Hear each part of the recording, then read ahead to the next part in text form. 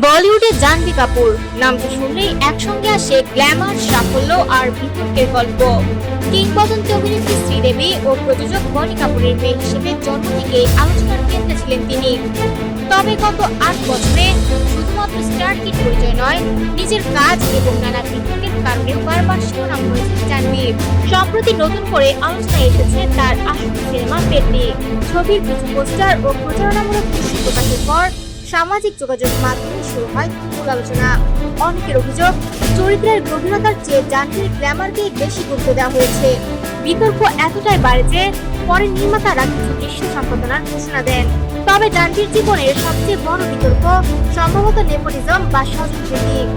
2018 সালে ধরনটি অভিষেকের পর থেকেই প্রশ্ন উঠেছে, তিনি কি প্রতিভার চেয়ে পারিবারিক প্রভাবের কারণে বেশি সুযোগ পাচ্ছেন?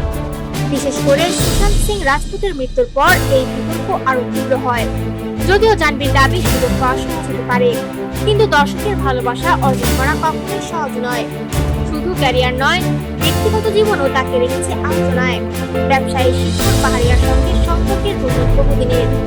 পাশাপাশি নিজের এক সাক্ষাৎকারে কঠিন সময় পার করতে গিয়ে অতিরিক্ত মদ্যপানের অভিজ্ঞতা শেয়ার করেও বিতর্কের মুখে পড়েছিলেন তিনি। প্রতিটি ফ্যাশন ও গ্ল্যামারাস পরিস্থিতির জন্য যেমন প্রশংসা পান, তেমনই সমালোচনাও শুনতে হয় নিয়মিত। তবে সব সমালোচনা পেছনে ফেলে গুঞ্জন সাক্সেনা, মিরি এবং উলুজের মতো ছবিতে অভিনয় দিয়ে প্রশংসাও করেছেন তিনি।